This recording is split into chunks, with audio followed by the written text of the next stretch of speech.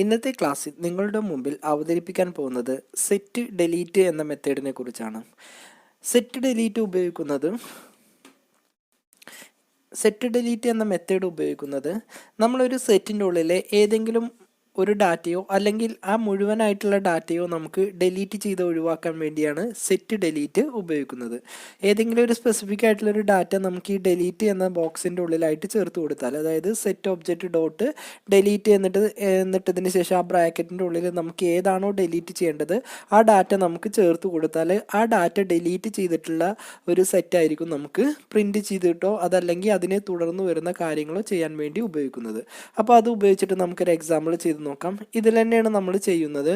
Okay, അപ്പോൾ നമുക്ക് ആദ്യം തന്നെ ഇവിടെ പ്രിന്റ് ചെയ്യിപ്പിക്കുന്നത് ഈ സെറ്റ് ഡിലീറ്റ് ചെയ്യുന്നതിൻ്റെ മുമ്പ്, അതായത് നമുക്കിതിൻ്റെ ബിഫോർ എന്താണോ ഇത് എത്ര സൈസ് ഉണ്ടോയെന്ന് നമുക്ക് പ്രിന്റ് ചെയ്യിപ്പിക്കുക. അപ്പോൾ ഇത് ഡിലീറ്റ് ചെയ്യുന്നതിൻ്റെ മുമ്പ് ഈ സെറ്റിൻ്റെ ഉള്ളിൽ എത്ര ഡാറ്റ ഉണ്ടോയെന്ന് നമുക്കൊന്ന് പ്രിന്റ് ചെയ്യിപ്പിക്കുക. അപ്പോൾ സെറ്റ് ഇട്ടതിന് ശേഷം നമ്മളിവിടെ വന്ന് സൈസ് ഇട്ടു.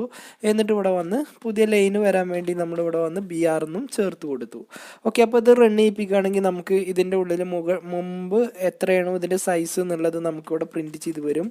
ഇനി ക്ലിയറിന് പകരം നമ്മളിവിടെ വന്ന് ഡിലീറ്റ് ആണ് ഉപയോഗിക്കുന്നത്. അപ്പോൾ ഇവിടെ വന്ന് ഡിലീറ്റ് എന്ന് ചേർത്തതിന് ശേഷം നമുക്ക് ഇതിൻ്റെ ഉള്ളിലത്തെ ഏത് ഡാറ്റയാണോ ഡിലീറ്റ് ചെയ്യേണ്ടത് അത് നമുക്ക് ചേർത്ത് കൊടുക്കാം. അത് ഡിലീറ്റ് ചെയ്തതിന് ശേഷവും നമുക്കിതിൻ്റെ സൈസ് എത്രയാണോ വരുന്നത് എന്ന് നോക്കാം. അപ്പോൾ ഇവിടെ വന്ന് ഈ ഭാഗം ഞാൻ ഇവിടെ എന്ത് ചെയ്യുന്നുണ്ട്, കോപ്പി ചെയ്തിട്ട് ഇവിടെ കൊടുന്ന് പേസ്റ്റ് ചെയ്തു. എന്നിട്ട് ഇവിടെ വന്ന് ബിഫോർ എന്നുള്ളതിന് പകരം നമ്മളിവിടെ വന്ന് ആഫ്റ്റർ എന്നും ചേർത്ത് കൊടുക്കുന്നുണ്ട്. ഇത്രയും ചെയ്തതിന് ശേഷം നമുക്കിതൊന്ന് റൺ സെർവർ വെച്ചിട്ടൊന്ന് ലൈവ് സെർവർ വെച്ചിട്ടൊന്ന് റൺ ചെയ്യിപ്പിക്കാം. അപ്പോൾ നമ്മളിത് ഓപ്പൺ വിത്ത് ലൈവ് സെർവർ ചേർത്ത് കൊടുത്തു. അപ്പോൾ ഇത് റണ്ണ് ചെയ്യിപ്പിക്കുമ്പോൾ നമുക്ക് ബിഫോർ എത്രയാണോ ഉണ്ടായിരുന്നത്, അതായത് നമുക്കിത് ക്ലിയർ ചെയ്യുന്നതിന് മുമ്പ് എത്രയാണോ ഈ സെറ്റിൻ്റെ സൈസ് എന്നുള്ളത് നമുക്കിവിടെ കാണിച്ചു തരുന്നുണ്ട്. അതിനുശേഷം ആഫ്റ്റർ ഇത് ക്ലിയർ ചെയ്തതിന് ശേഷം എത്രയാണോ വരുന്നത് അതും നമുക്കിവിടെ കാണിച്ചു തരുന്നുണ്ട്. ഓക്കെ, അപ്പോൾ ഈ രൂപത്തിൽ നമുക്ക് ക്ലിയറും അതേപോലെ തന്നെ ഇത് ക്ലിയർ ചെയ്തതിന് ശേഷം എത്രയാണോ ഇതിൻ്റെ സൈസ് എന്നുള്ളതും നമുക്കിവിടെ ഡിസ്പ്ലേ ചെയ്ത് വരുന്നുണ്ട്. ഓക്കെ, ഇതേപോലെ തന്നെ നമുക്ക് ഏതെങ്കിലും ഒരു സ്പെസിഫിക് ആയിട്ട് ഒരു ഡാറ്റ ഇതിൽ ഉണ്ടോ ഇല്ലയോ എന്നുള്ള രൂപത്തിൽ നമുക്കൊന്ന് ചെയ്തു നോക്കാം.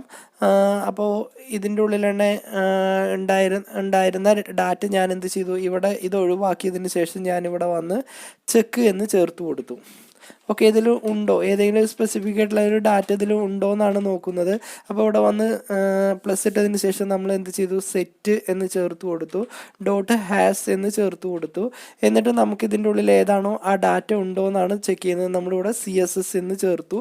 ഇതിന് ശേഷം നമ്മളിവിടെ വന്ന് ഒരു പുതിയ ലൈന് കൂടി ചേർത്ത് കൊടുക്കുന്നുണ്ട്. അപ്പോൾ നമ്മളിത് BR വെച്ച് പുതിയൊരു ലൈന് ചേർത്ത് കൊടുത്തു. ഓക്കെ, ഇത്രയും ചെയ്തതിന് ശേഷം നമ്മൾ എന്ത് ചെയ്യാണ്, ഇതിൻ്റെ ഉള്ളിൽ ആ ഡിലീറ്റ് ഉപയോഗിച്ചിട്ട് ആ CSS എന്നുള്ളത് നമുക്ക് ഡിലീറ്റ് ചെയ്ത് കൊടുക്കാം. ഓക്കെ, അത്രയും ചെയ്തതിന് ശേഷം നമുക്കിത് വീണ്ടും ഒന്നുകൂടി ഇവിടെ നമുക്ക് ഈ മെസ്സേജ് ഒന്നുകൂടി പ്രിന്റ് ചെയ്യിപ്പിക്കാം. അപ്പോൾ ഇത് റൺ ചെയ്യിപ്പിക്കുകയാണെങ്കിൽ ആദ്യം നമുക്ക് എന്ത് വരും, ട്രൂ എന്ന് വരും. രണ്ടാമത് നമുക്കിവിടെ വന്ന് ഫാൾസ് എന്നായിരിക്കും വരിക. കാരണം ഇവിടെ ഒന്നാമത്തതിൽ ഈ സെറ്റിൻ്റെ ഉള്ളിൽ ഈ CSS എന്നുള്ള ഡാറ്റ ഉണ്ട്. എന്നാൽ ഈ സെറ്റ് ഡിലീറ്റ് ഉപയോഗിക്കുമ്പോൾ ഈ CSS എന്നുള്ളത് നമ്മുടെ സെറ്റിൻ്റെ ഉള്ളിൽ നിന്നത് ഡിലീറ്റ് ആയി പോവുകയും വീണ്ടും രണ്ടാമത്തെ ലൈനിൽ ഇത് ചെക്ക് ചെയ്യുമ്പോൾ അത് നമ്മളെ സെറ്റിൻ്റെ ഉള്ളിൽ ഈ CSS എന്ന ഡാറ്റ അല്ലെങ്കിൽ ഒബ്ജക്റ്റ് ഇല്ലാത്തത് കൊണ്ട് നമുക്കിവിടെ വന്ന് ഫാൾസ് എന്നാണ് ഡിസ്പ്ലേ ചെയ്ത് വരുന്നത്. അപ്പോൾ ഇന്നത്തെ ക്ലാസ്സിൽ നിങ്ങളുടെ മുമ്പിൽ അവതരിപ്പിച്ചത് എങ്ങനെ സെറ്റ് ഡിലീറ്റ് ഉപയോഗിക്കാം എന്നതിനെ കുറിച്ചാണ്. അടുത്തൊരു സബ്ജക്റ്റുമായിട്ട് നമുക്ക് വീണ്ടും അടുത്തൊരു ക്ലാസ്സിൽ കാണാം.